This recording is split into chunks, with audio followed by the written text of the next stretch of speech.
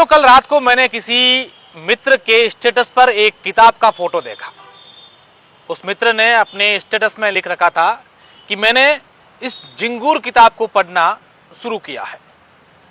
आजकल किताबें जब से पढ़ना शुरू किया है, उसके बाद से कोई नई किताब आती है, ऐसा कुछ आता है तो मन में एक जिज्ञासा होती है कि क्या कुछ लिखा है, किसने लिखा है, क्या उसके अंदर होगा। और जब किसी किताब पुस्तक का नाम इतना रोचक हो तो आदमी के अंदर अपने आप से ये हो जाता है कि यार उस किताब को तो पढ़ना है, देखना है कैसी किताब है। फिर जब उस मित्र से बात की तो उन्होंने कहा कि ये जो किताब लिखी है वो लिखने वाले भी बड़े रोचक हैं, और संजोग से आज वो शख्स हमारे साथ हैं जिन्होंने इस पुस्तक को लिखा है। पुस्तक का नाम है जिंगूर और लिखने वाले हैं श्री राम। वैसे ये एक युवा संत इनको कहें तो कोई अतिशयोक्ति नहीं है, लेकिन ये पढ़े लिखे संत हैं। इनकी एमए चल रही है, विदेशी भाषाओं का भी ज्ञान है, आश्रम में रहते हैं लेकिन दोस्त यार भी रखते हैं, तमाम चीज़ें हैं। सबसे पहले तो मैं आपका पूरा का पूरा परिचय चाहूँगा कि आप कहाँ से हैं और आपका जीवन सफ़र जो है वो क्या है। मैं बद्रीनाथ आश्रम से हूँ और श्री राम दास मेरा नाम है, और मैंने 12 में से 9 ज्योतिर्लिंग पद यात्रा की है पिछले 2 साल पहले।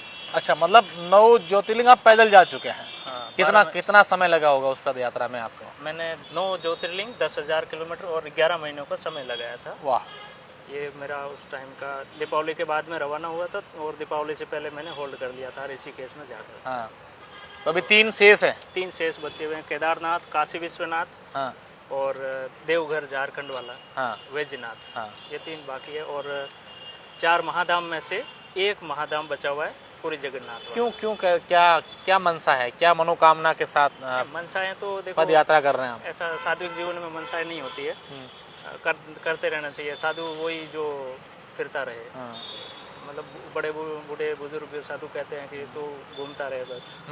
अच्छा, आप घूमते रहो। हाँ। और नए नए एक्सपीरियंस लोगे, नए नए लोगों से मिलोगे, जानोगे, ये सब चीजें। हजारों लोग मिलते हैं, नई नई भाषाओं के लोग मिलते हैं, नए क्षेत्र के लोग मिलते हैं, अलग अलग व्यवसाय के लोग भी मिलते हैं, अपने अपने जो सोपान होते हैं। श्री राम जी, अभी आप साधु हैं, आप जैसा आपने बताया, तो आपके मैं जीवन के बारे में भी जानना चाहूँगा। आप हो कहाँ से, जब आप जन्म कहाँ से हुआ और कैसे आप साधु बन गए? मैं तो अभी रिसेंटली 5-6 साल का ही है, और मैं तो पढ़ते पढ़ते ही आया हूँ इसमें। ज़्यादा मेरा वो नहीं है कि भाई पहले मैं जन्म से ही आ गया हूँ, ऐसा नहीं है। हाँ, मैं पढ़ते पढ़ते ही आया हूँ, ग्रेजुएशन फेज में था उस टाइम से ही आया हूँ, और अभी मैं पीजी में ही हूँ लास्ट। हाँ। और फ्रेंच लैंग्वेज भी किया है, और पीजी मेरी इंटरनेशनल रिलेशंस। ये बड़ा रोचक है। आप क्यों 5-6 साल पहले पढ़ते पढ़ते इस घर बार भी आप छोड़ दिया? हाँ, छोड़ दिया, लेकिन बातचीत होती है थोड़ी बहुत। हाँ, ऐसा क्यों?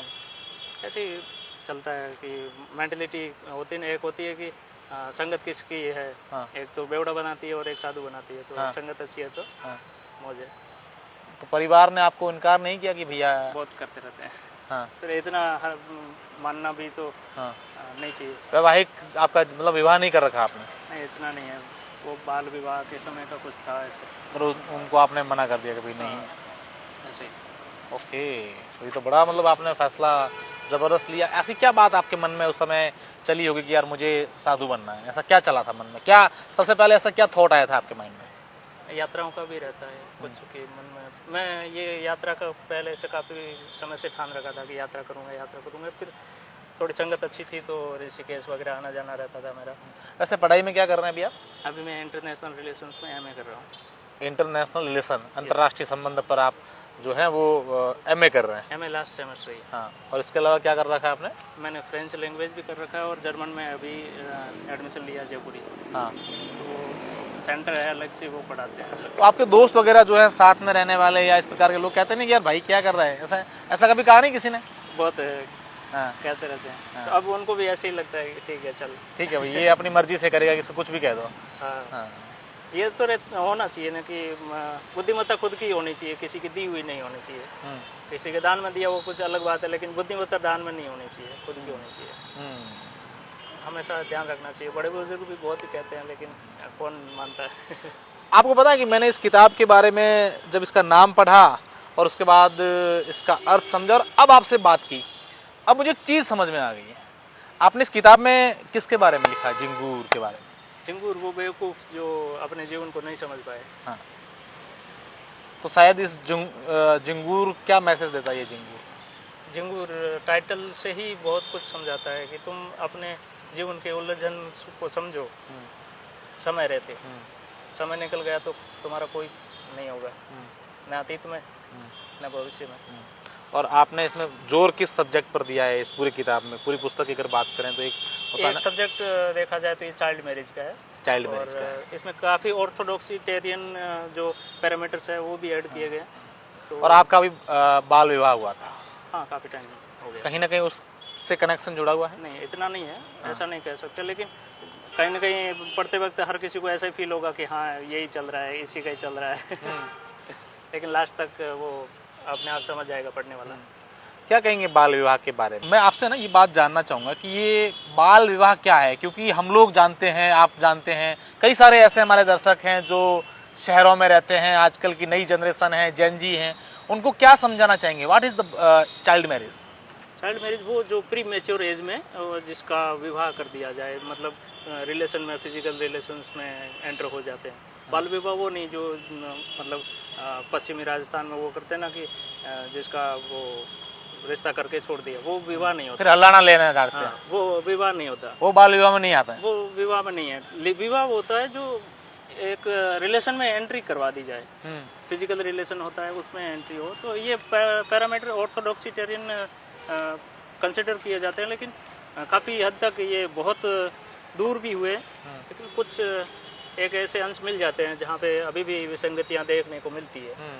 क्यों? मतलब आपने अगर ये पुस्तक लिखी है, बाल विवाह को आपने इतना नज़दीक से देखा है, आपको क्या लगता है कि इसके पीछे रीज़न क्या है, कारण क्या है, क्यों हो रहे हैं बाल विवाह? अनएजुकेटेड फैमिलीज और जिनका एम्बिशन नहीं है लाइफ को लेके, उनका बैक भी नहीं होता है और फ्यूचर भी ऐसा एजुकेटेड नहीं होता है, तो उनको पता नहीं रहता है कि नेक्स्ट जनरेशन को क्या उसका विवाह करना, चलो बाल विवाह करना तो ठीक है, मान लिया कि भाई वो ठीक नहीं है, शारीरिक तौर पर भी विवाह करना ठीक है, विवाह तो करना ही चाहिए, क्यों नहीं करेंगे, सब करेंगे। हाँ। और पैदा इसीलिए होते हैं कि आगे जनरेशन को एक्सपेंड किया जाए। हाँ। विवाह बिना कौन एक्सपेंड करेगा? आपने क्या समझा यहाँ तक? जैसे आप पश्चिमी राजस्थान से, आप खुद भी जोधपुर से हैं, हाँ। तो क्या समझ में आया आपको सारी चीज़ें के भी बाल विवाह के जो कारण है? एक तो आपने बता दिया कि भाई लोग शिक्षित नहीं हैं, दूसरा क्या कारण हो सकता है? सोशल डोमिनेंस भी होता है कि खर्चे ज़्यादा हैं, ये भी एक पैरामीटर होता है कि 5-7 विवाह साथ में करवा दिए जाएं, तो इससे क्या है कि जो सोशल बैरियर होते हैं वो दूर हो जाएंगे। एक ये भी रहता है। और नुकसान क्या है उसका? नुकसान आगे जाके जो जनरेशन जेड है, अभी जेन जी कहते हैं, वो आगे जाके उठा रही है इससे। इस जनरेशन में अल्फा बीटा तो अलग है, लेकिन आगे उनका फ्यूचर डिस्ट्रॉय ही ऑलमोस्ट हो जाता है यदि वो समझ नहीं पाते तो। अगर कोई ये व्यक्ति किताब पढ़ेगा, आप क्या चाहते हो, किसको ये किताब ज़्यादा से ज़्यादा सर्कुलेट कर रहे हैं, या कौन आपकी किताब को पढ़े? ऑलमोस्ट 35-40 तक एज तक ही पढ़ पा रहे हैं। अभी तक मेरी जितनी 18,000 सेल हुई है वो इतना ही। 18,000 किताबें बिक चुकी है? 18,000 सेल हो चुकी है। ओके। तो अभी तक का यही पैरामीटर शो कर रहा है कि 40 से ऊपर की एज के किसी व्यक्ति ने परचेज नहीं किया। उसमें वो पैरामीटर भी दिखाते हैं कि किस किस एज ग्रुप के लोगों ने बायर है। हाँ। तो 40 प्लस कोई नहीं। अच्छा, क्या मैसेज देना चाहेंगे इस किताब के माध्यम से? मैसेज यही होगा कि यदि इस तरह से सर्कुलेशन रुके या फिर कुछ ऑर्थोडॉक्सिटेरियन पैरामीटर को डाउन किया जाए, इतना होना चाहिए, मतलब किसी की लाइफ पे इम्पैक्ट पड़े तो अच्छा। ये आपके मन में क्यों है किताब लिखना? मेरे पास 2 सब्जेक्ट और भी है नेक्स्ट अभी आने वाले हैं। हाँ। वो रॉकेट है एकदम। हाँ। ये तो ठीक है, मेरा ट्रेलर था। हाँ। नेक्स्ट जो आने वाले हैं वो देखना। हाँ। अभी तो ठीक है, देखना था कि क्या किसी ने आपको ऐसा लगा कि यार मेरी किसी ने इस किताब को पढ़ा और उसके बाद मेरी किताब जो है वो काम कर गई, किसी ने बाल विवाह खुद का नहीं किया हो, गलत डिसीजन नहीं लिए हो, लोग उससे अवेयर हुए, ऐसा कोई उदाहरण आपके जीवन में आया इस किताब के बाद? इतना तो मुझे पब्लिश किए हुए भी समय नहीं हुआ है, तो मार्च अप्रैल में पब्लिश हुआ, उसके बाद में इतनी कॉपियाँ निकली, लेकिन रिव्यूज़ काफ़ी अच्छे आ रहे हैं। काफ़ी लोगों के ऐसे जो पॉजिटिव नेगेटिव वो भी बता रहे हैं, जो फ्रेंडली हैं वो तो नेगेटिव भी बता रहे हैं कि भाई तू ये सुधार कर, अगली में तेरे काम आएगा। तो उनका भी मैं एडमायर करके चलता हूँ। कवि अशोका जी है, वो भी बड़े अच्छे तरीके से मेरे को बता रहे थे कि तुम ये अभी ये सुधार सब करो। फंड वंड कहाँ से आता है? आपकी यात्राएं, ये वो, घूमना, किताबें, कोई चंदा वंदा आता है या क्या से क्या कुछ रहता है? नहीं, एक दो व्यापारी हैं मेरे मित्रवत हैं, काफ़ी समय से काम कर रहे हैं, तो उनसे भी मैं कलेक्ट कर लेता हूँ। वो मेरे बिना कहे 5-6 महीने में 5-6 महीने में डालते रहते हैं ऐसे, हाँ। तो उनका ठीक है। मोहन जी है एक, पुणे। क्या भविष्य क्या देख रहे हैं आप? फ्यूचर तो किसने प्रेडिक्ट किया? नहीं, हर एक आदमी का होता है ना, एक डायरेक्शन फिक्स होता है कि यार मुझे इस, या आपको ये बनना है कि मुझे बहुत बड़ा संत बनना है, या नहीं, ऐसा कुछ वो नहीं। मैं इतना चाहता हूँ कि मैं फ्रीली मूवमेंट कर सकूँ। आप तक आज आ पाया हूँ तो फ्रीली आ पाया हूँ, ये मूवमेंट मेरे लिए पर्याप्त है। इतना मूवमेंट मेरे लिए हो जाए, मैं इतना ही चाहता हूँ। और मैं ठहरा घुमक्कड़ जिंदगी वाला, मुझे किसी से वो है नहीं कि भाई मेरे को ये चाहिए वो चाहिए, ऐसा कुछ नहीं है। मेरा एम्बिशन यही रहेगा कि भाई मैं मूवमेंट इतना आसानी से कर सकूं कि मेरे को कोई ऑब्स्टेकल फील नहीं हो। शादी करेंगे आप भविष्य में? नहीं नहीं, ये तो एक चैप्टर क्लोज हो गया। बस हाँ। शादी नहीं करनी, नहीं, वैवाहिक जीवन में नहीं जाना है। नहीं नहीं, ओके। ये चैप्टर आगे का निकल जाता है। अच्छा, एक मैं आपको ये पर्सनल बात पूछ रहा हूँ कि आप जब साधु बने थे, उससे पहले कोई प्रेमिका जीवन में थी या किसी का ऐसा कोई हो? टाइम ही कहाँ मिला। हाँ। 12th पास आउट हुआ तब तक तो वो ग्रेजुएशन फेज में आया, ग्रेजुएशन फेज में आते ही इधर निकल गया, फिर टाइम कहाँ था, हाँ। समय का। बिल्कुल, ये युवा संत श्री राम जी थे, जिन्होंने बहुत ही शानदार पुस्तक पढ़ी है, झिंगूर, इन्होंने लिखी है, आपको भी पढ़ना चाहिए। और जैसा इन्होंने बताया कि मेरे 2 और बहुत शानदार रॉकेट आ रहे हैं, तो उन रॉकेट को भी हम लोग पढ़ेंगे, और जब इनके रॉकेट लॉन्च होंगे तो हम इनसे फिर कोशिश करेंगे कि बातचीत करके उस रॉकेट के बारे में बताएं। बहुत ही महत्वपूर्ण विषय है कि बाल विवाह जो है वो हमारे इस पूरे क्षेत्र में, मैं विशेषकर अगर पश्चिमी राजस्थान की बात करूं, क्योंकि मैं इसी क्षेत्र से आता हूं और इस सब चीज़ों को मैं बहुत नज़दीक से हम लोगों ने देखा है। मैं तमाम उन युवाओं से, उन अभिभावकों से और सरकार से, NGO से भी कहना चाहूँगा कि लोगों की मजबूरियाँ होती हैं बाल विवाह करना। किसी को ये नहीं है कि मुझे बाल विवाह करवाना है। उन लोगों के लिए हम लोग कैसे काम करें, उनको कैसे अवेयर करें, ये तमाम चीज़ें जो हैं हम लोग कैसे, कुरीतियाँ जो चल रही हैं इनको कैसे हम लोग समाप्त करें। ऐसे युवा संतों का, आप सब लोगों का अगर इसी प्रकार का क्रम चलता रहा तो एक दिन ये जरूर आएगा कि अच्छे अच्छे चीज़ें जो हैं समाज से निकलकर हमें देखने को मिलेगी। बहुत बहुत धन्यवाद।